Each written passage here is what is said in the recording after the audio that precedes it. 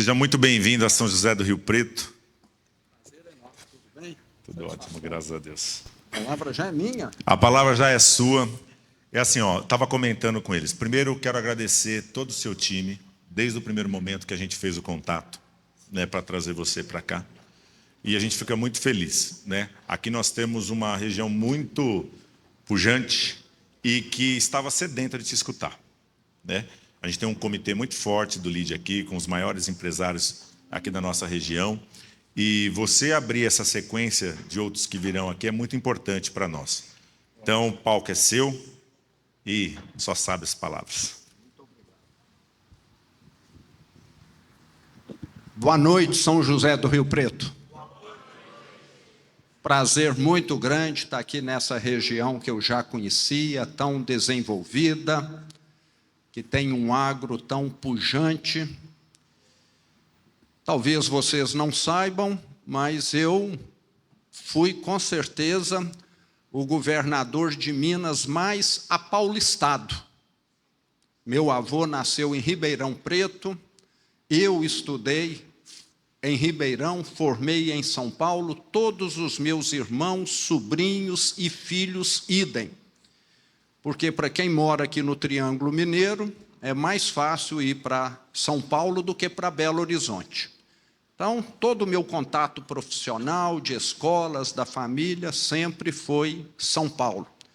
E acho que o meu sotaque não é muito diferente do de vocês, não é? Um pouquinho só, né, Cabreira? Né? Mas dá para entender, não dá? Dá para entender bem, né? Mas a minha família veio da Itália há 128 anos atrás para Cravinhos, ao lado de Ribeirão Preto. Meu bisavô criança, ele viu que não tinha futuro nas fazendas, substituindo mão de obra escrava nos cafezais, foi para Ribeirão Preto, aprendeu a dirigir, pegou malária e acabou indo para Araxá, aonde tem águas termais para tratar. Esse foi o motivo da minha família ir para Minas.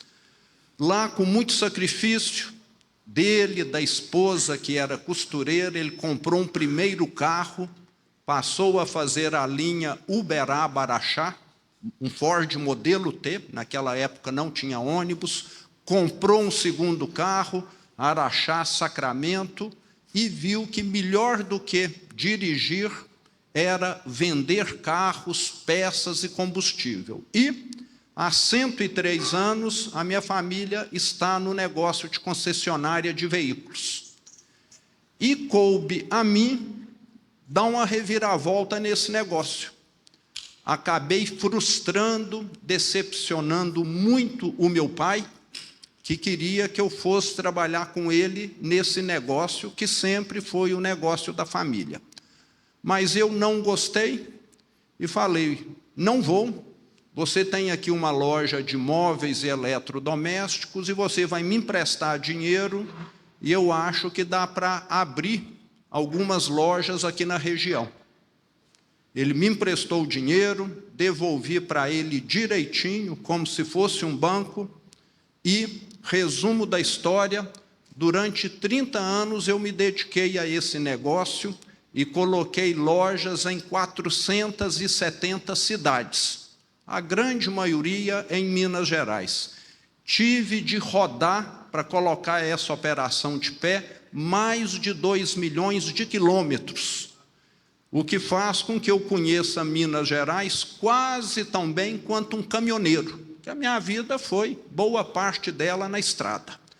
A empresa está lá hoje, profissionalizada, com balanço auditado, gerando 5 mil empregos diretos, com carteira de trabalho assinada. Só não está dando lucro, infelizmente, como muitos negócios no Brasil, com esses juros altos, e eu tenho de agradecer a Deus, porque nós somos a única rede que sobreviveu em Minas Gerais.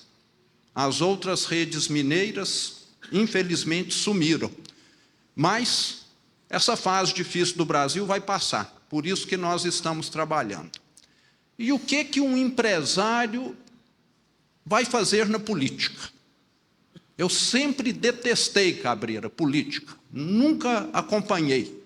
Nunca tinha na minha vida, antes de ser governador de Minas, almoçado com prefeito, deputado, senador, nada.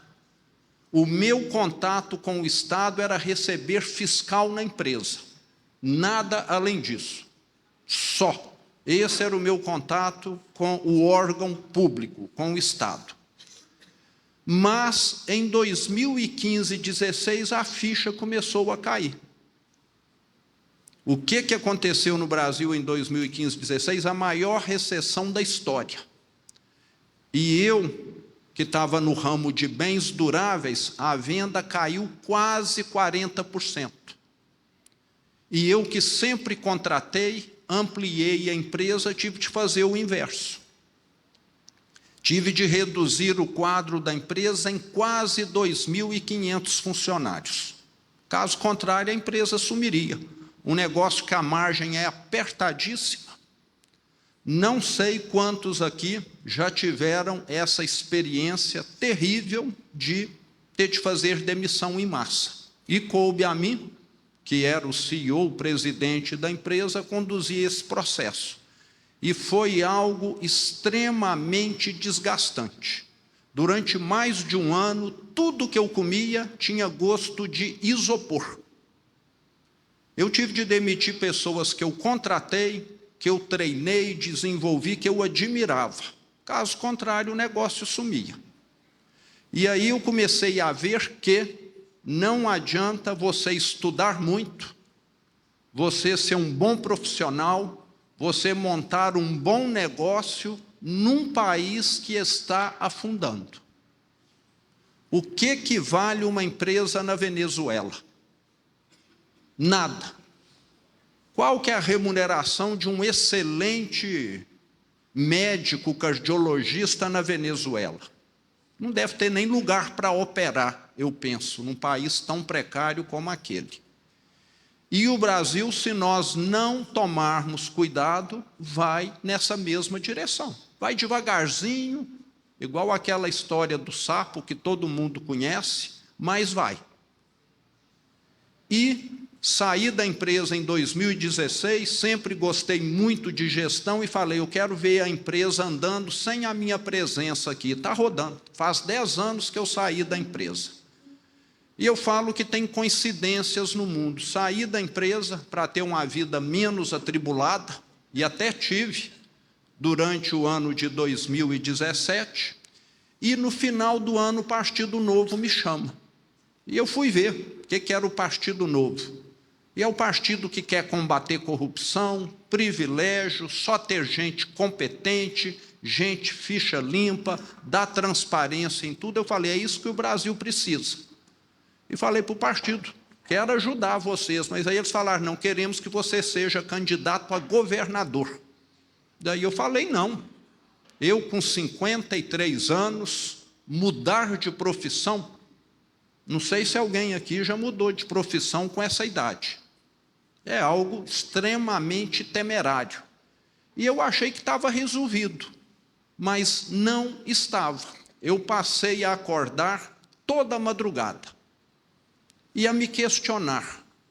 Eu sempre fui um grande crítico do Estado brasileiro, burocrático, não te atende bem, tudo que você precisa leva meses ou anos, quando você consegue. Agora eu estou sendo chamado para participar, o que é que me impede? Meus filhos formados, minha situação financeira resolvida, ganhando ou perdendo eleição, não vai impactar. A empresa profissionalizada, caminhando. Mas antes de falar sim para o partido, eu fiz questão de ir numa psicóloga para ela me dar um atestado de sanidade mental, que eu supunha podia estar sofrendo um delírio ou algum tipo de alucinação. Mas ela falou que estava tudo ok e fui. E disputei uma eleição em Minas, onde durante 99% do percurso do tempo, 2 concorrentes estavam na frente. O então governador do PT, Fernando Pimentel, e o ex-governador Antônio Anastasia, do PSDB. Durante todo o período, eles na frente. E eu, às vezes, em 4º lugar, em 3º. Mas, contrariando tudo e todos, fui eleito. Eu falo que o brasileiro vota de última hora. É igual o restaurante, você abre o cardápio na hora que chega. E muitas vezes é isso que acaba acontecendo. Fui eleito, assumi um Estado falido, quebrado, desacreditado, arruinado. Não sei se alguém aqui já administrou massa falida. Eu tenho isso no meu currículo já, administrar massa falida, que foi o caso do Estado de Minas. Assumi um Estado com algumas coisas que eu nunca imaginava, nunca. Na minha primeira semana, uma manifestação na porta do prédio aonde eu despachei, com mais de 500 prefeitos, reclamando o ICMS, o IPVA, os repasses da saúde e da educação, que nenhum deles, 853 municípios, estavam recebendo. Nós tivemos em Minas Gerais uma grande leva de prefeitos que renunciaram, que adoeceram e até que tiraram a própria vida, lá em 2017 e 2018. Porque administrar uma cidade sem receber esses repasses é impossível. Fiz um acordo com os 853 municípios e só para os municípios nós devolvemos 14 bilhões de reais. Em valores lá de trás. Fomos pagando parcelado. Foi o maior acordo de Minas Gerais até aquela data lá. Isso no meu 3º mês de governo já costuramos. Além de pagar o corrente, eu ainda tive de pagar o patrasmente, vamos dizer assim, o que já estava como um passivo. Outro fato, 240 mil funcionários públicos com nome sujo no SPC e Serasa. Porque o Fernando Pimentel, governador, mandou descontar o empréstimo consignado na folha e não pagou as instituições financeiras. Só esse papagaio aí eu tive de pagar para os bancos, para resolver isso rapidamente, 600 milhões, em valores lá de 2019. E assim foi. Mas o que eu fiz com a minha equipe? Primeiro, uma equipe de primeira. Eu gosto de falar que o Tarcísio, governador, chegou a participar do processo seletivo. Ele ainda não tinha sido chamado para ministro, e nós contratamos uma empresa de headhunter para montar o melhor secretariado do Brasil. Mas nesse meio período, o Tarcísio foi chamado para ser ministro e não concluiu. Montamos um time de elite em Minas Gerais, 14 secretarias, é o estado que tem menos secretarias.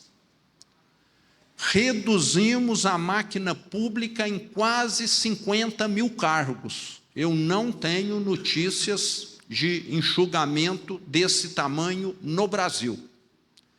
E criamos um ambiente propício aos negócios. Eu falo que a Federação das Indústrias de Minas, de Agricultura e do Comércio assentaram comigo tanto quanto meus secretários. Em vez de criminalizar o setor produtivo, nós respeitamos, não privilegiamos ninguém, mas escutamos. Nenhuma decisão foi tomada sem escutar quem paga imposto, quem produz, quem gera emprego, quem carrega esse país. Nenhuma.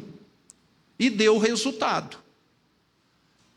A participação do PIB de Minas na minha gestão teve um crescimento que nunca teve anteriormente, ganhando participação no PIB do Brasil. Isso significa o quê? Que nós temos uma economia mais dinâmica do que a média Brasil. Caso contrário, essa participação não teria crescido.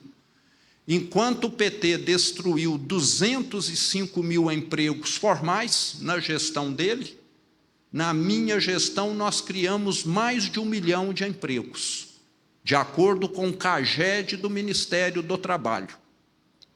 Levamos para Minas Gerais 530 bilhões de investimentos privados. Isso dá mais de 100 bi de dólares. É mais investimento do que muitos países atraem. E um ponto que me dá muito orgulho é que Minas Gerais, historicamente, sempre foi um estado que mandou mineiros para o restante do Brasil. Deve ter muito mineiro aqui, filho de mineiro, neto de mineiro. A gente, aonde vai no Brasil, tem. Mas na minha gestão, o IBGE apontou que o fluxo inverteu. Brasileiros de todas as regiões mudando para Minas Gerais numa proporção muito maior do que mineiros saindo, como acontece em Santa Catarina. E as pessoas vão para onde? Para onde tem oportunidade, para onde tem segurança. E há 3, 4 meses atrás eu entreguei para o meu sucessor, Matheus Simões, que eu vou apoiar para a reeleição, um estado completamente diferente daquele que eu recebi. Todas as contas em dia. E aquilo que era um cemitério de obras abandonadas, inacabadas, vandalizadas, que nem cercar o PT cercou, hoje é o maior canteiro de obras da história. Se alguém aqui pega o carro e anda por Minas Gerais, sabe que as estradas melhoraram. Ainda não está no padrão São Paulo, não, mas teve uma boa melhoria.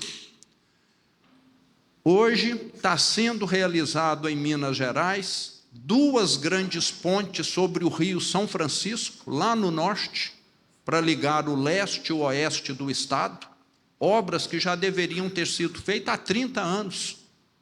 Nunca nenhum governo fez, prometeram, e eu que nunca prometi, executei. Estamos fazendo a duplicação Belo Horizonte, Ouro Preto, Mariana, Belo Horizonte, Brumadinho, 5 grandes hospitais regionais que o PT abandonou, tudo depredado, já entregamos. Expansão da linha 1 do metrô, construção da linha 2 do metrô, rodoanel metropolitano, como o de São Paulo, sendo executado em Belo Horizonte. Obras que Minas nunca teve, tudo em andamento e tudo com recurso já repassado para as concessionárias. Tudo feito lá na B3. O Estado vai continuar caminhando independentemente da temperatura política e econômica do Brasil. E agora eu estou indo para o meu 3º desafio. Eu tive um desafio no setor privado, um desafio como governador de Minas, e falo que a situação do Brasil hoje tem muita semelhança com aquela de Minas Gerais em 2018. Tanto é que as grandes mudanças que eu quero fazer, os 3 choques, têm uma certa semelhança. Primeiro, eu quero no Brasil um choque ético e moral. Se nós avaliarmos, o Brasil parece que sempre tem presidente que quer acobertar alguém da família dele, alguém do partido dele, e acaba cedendo a pressões, sendo chantageado. A minha vida já foi vasculhada. Quando eu fui para o 2º turno, lá em 2018, não encontraram nada. Foi trabalhar e pagar impostos. Como governador do estado, 7 anos e meio sem corrupção, sem esquema, sem escândalo. Falo que o meu governo não foi bom em gerar notícias para os meios de comunicação, o contrário de Brasília. O banqueiro bandido, que está tão em evidência, nasceu em Belo Horizonte, cresceu lá, foi educado, casou, teve filhos, tem residência. Eu mudei para Belo Horizonte há 8 anos atrás. Adivinhem quantas vezes eu encontrei com um banqueiro bandido? Nenhuma. Adivinhem quantas audiências o banqueiro bandido pediu para mim enquanto governador do estado? Nenhuma. Assombração sabe para quem aparecer. E para mim não apareceu. O banqueiro bandido foi recebido de tapete vermelho em Brasília, em vários lugares do Brasil. Eu, ao lado dele, lá em Belo Horizonte, ele não me procurou, porque ele sabia da minha postura. Desde que eu tomei posse em 1º de janeiro de 19, eu deixei claro no meu discurso lá na Assembleia Legislativa.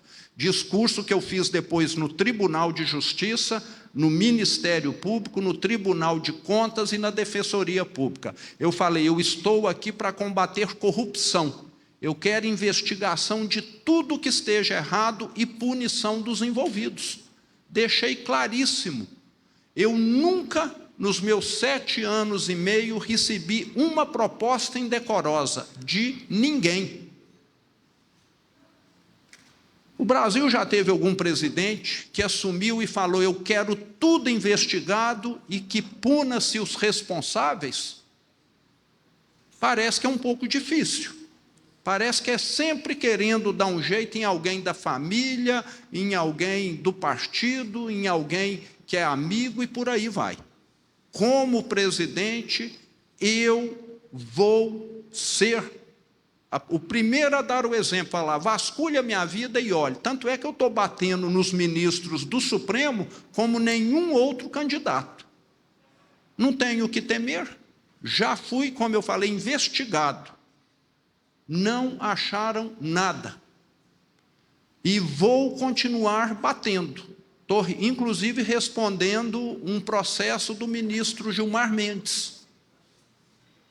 Eu, que nunca fiz nada, ele que andou no jatinho do banqueiro bandido com os colegas de Supremo, alguns, vale lembrar, não podemos generalizar, que fizeram um contrato, ele de patrocínio, o outro do escritório da esposa, o outro taiaiá, e por aí vai.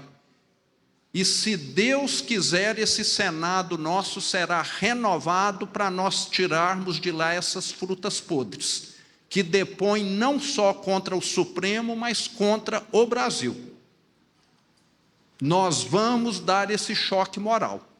Em Minas Gerais, eu falo que os ladrões estão todos encantuados, até hoje. Porque no meu governo, procurem que ninguém vai encontrar nada de escândalo. Esse é o primeiro choque. Segundo choque, um choque contra a gastança do Lula e do PT. Essa taxa de juros que nós temos hoje, qualquer um aqui que for num banco, acho que dificilmente vai conseguir dinheiro custando menos de 19% ao ano. Talvez vai custar 20%, 21%, se conseguir.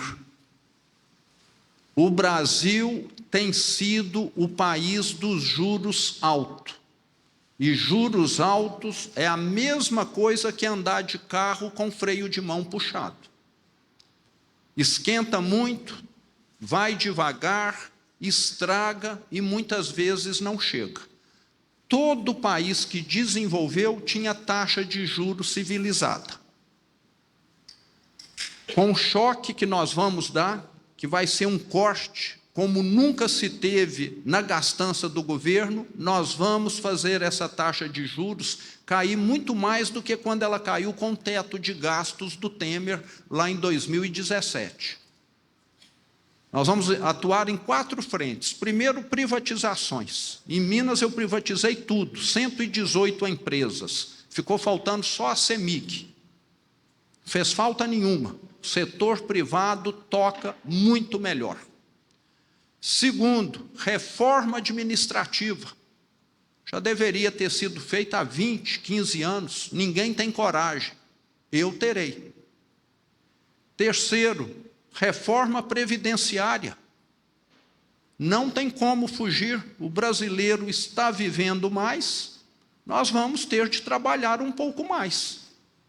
Deveríamos até agradecer a Deus por isso e não reclamar. As contas não fecham. Precisamos ter, inclusive, um gatilho automático. A expectativa de vida subiu 6 meses, a contribuição vai precisar subir um tanto. É o que muitos países têm. Aqui, deveríamos ter colocado esse mecanismo na última reforma e não colocamos. E quarto, uma revisão dos programas sociais. O Bolsa Família é importantíssimo, mas está repleto de fraudes e de mau uso. Principalmente pessoas que recebem e se negam sempre a se empregar formalmente. Acho que todos aqui conhecem muito bem essa história. Eu posso ir, mas não quero carteira de trabalho assinada. Para mim, teve 2, 3 ofertas de emprego formal, não foi, o benefício está suspenso. E se está recebendo benefício, tente concluir o ensino fundamental. Se tem o ensino fundamental, tente concluir o médio. Nós precisamos qualificar brasileiro, e ninguém se qualifica sem estudar e fazendo bico. Nós estamos criando no Brasil uma geração de imprestáveis. A escola fraca. E depois a pessoa só vive de bico, nunca vai para um emprego estruturado, formalizado. É a receita para o desastre que nós estamos aí vivendo. Com isso, nós vamos reduzir a despesa do setor público em alguns trilhões de reais nos próximos 20 anos. O mercado precifica isso e os juros vai lá para baixo. E juros lá embaixo significa vida melhor para todo mundo.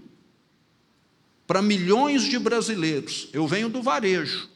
Eu sei que 80% dos brasileiros, na hora que vão comprar um carro, uma moto, um eletrodoméstico, fazem isso de maneira financiada.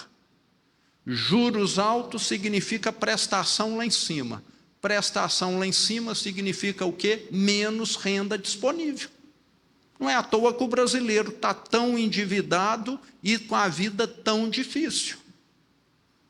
Nós aqui somos privilegiados, temos condição de comprar um eletrodoméstico, um automóvel, muitas vezes sem financiar ou num prazo curto. A grande maioria não. Eu lidei com isso a vida inteira.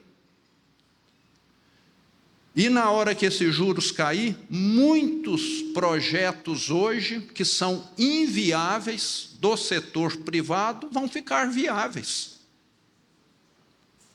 Se alguém hoje, para investir 100 milhões de reais e ter um lucro de 15 por ano, ele fala, não, eu deixo o dinheiro aplicado, que ele vai dar esses 15 sem eu trabalhar, mas na hora que cair para 6, aí já compensa fazer um investimento. E para quem está endividado, para quem acreditou no Brasil, comprou máquina nova, construiu prédio novo e está morrendo, vai ser feito justiça. Porque hoje está indo bem no Brasil quem é rentista, quem não acreditou e falou, não, vou deixar meu dinheiro aí parado. O Lula chegou e os juros foi lá para cima. Uma concentração de renda sem tamanho. Tira de quem compra eletrodoméstico a prazo, moto a prazo, financia tudo, para dar para quem tem milhões e bilhões aplicado. Fala que distribui renda. Tem um estudo interessante que eu tive acesso, fala que o Estado brasileiro concentra renda diferente de outros. Então, aqui, o discurso é um, mas o que acontece na prática é outro. E taxa de juros menor, para concluir essa parte aqui da economia, significa mais investimento, setor produtivo mais moderno, setor produtivo mais competitivo e produtivo também, que é a chave para aumentar a renda em qualquer país do mundo. E para ir para a reta final aqui, o terceiro choque, um choque contra a bandidagem que tomou conta do Brasil. Ano passado, o comandante da Polícia Militar de Minas Gerais, um dia chegou lá na minha sala, que eu tinha uma reunião com ele, me entregou lá um prontuário.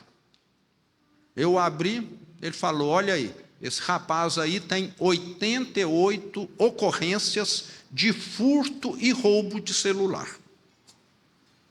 88 vezes ele foi detido, deve ter ficado uma noite, 2 noites, e na audiência de custódia foi solto. E ele falou, esse aqui é um caso maior. Agora de 10, de 20, de 30, nós temos aqui milhares. Ele falou, esse aqui foi o que eu achei maior. Aí eu pergunto aqui para vocês, um país que trata criminoso assim, é um país que está estimulando ou inibindo crimes? Eu já fui assaltado 3 vezes. Acho que muitos aqui já foram também. O custo do crime no Brasil é baixíssimo. Como governador do estado, eu não legislei sobre legislação penal, que fica tudo em Brasília. Mas aquilo que estava ao meu alcance, eu fiz. Gestão Zema em Minas, 0 invasão de terra. Isso dá para fazer, diferente de outros estados. Gestão Zema em Minas, rigor total com criminosos. E teve um fato no início do meu governo que deixou isso claríssimo. A inteligência da Polícia Militar de Minas detectou que 28 homens alugaram uma chácara em Varginha. Será que era um retiro espiritual? Né? Para 40 anos de formado, foram lá comemorar? Foi uma viatura investigar. A viatura, na hora que estava aproximando, começou a receber tiro. Recuaram, pediram reforço, teve um confronto, resultado, 28 bandidos mortos e encontraram lá um arsenal de guerra.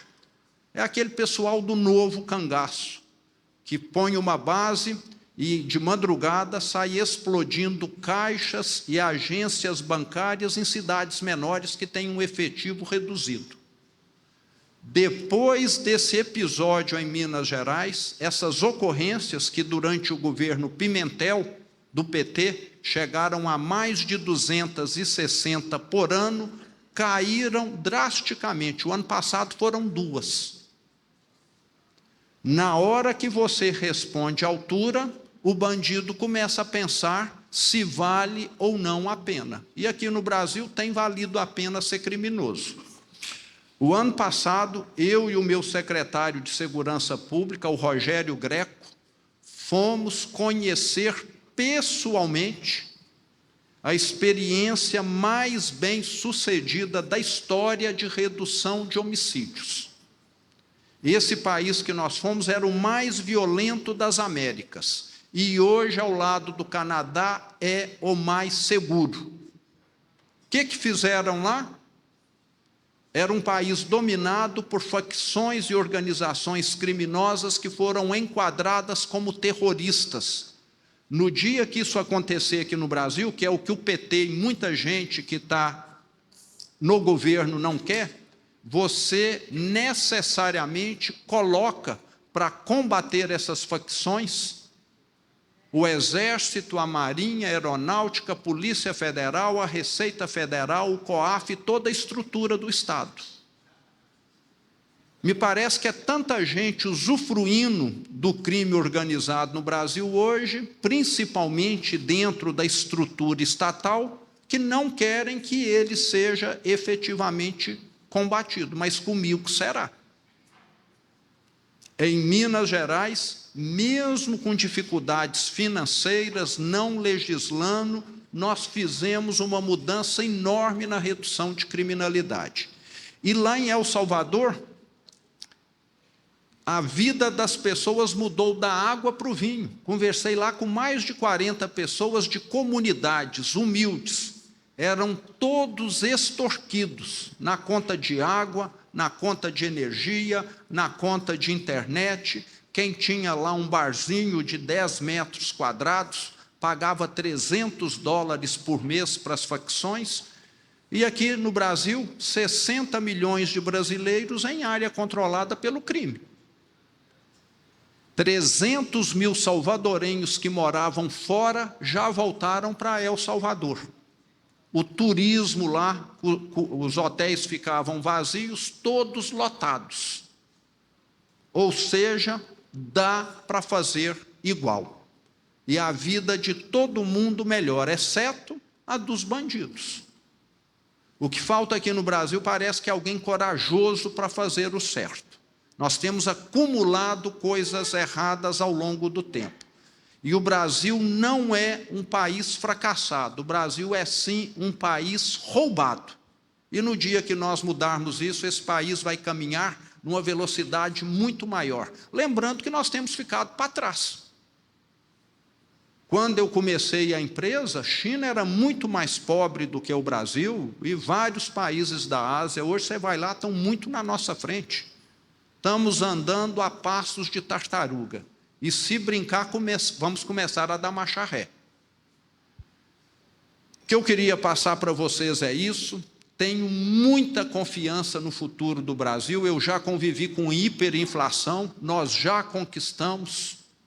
Hoje temos uma inflação civilizada e vamos fazer novas conquistas. Precisamos participar mais da política. Está votando em bons candidatos e temos muitos aí. Muito obrigado.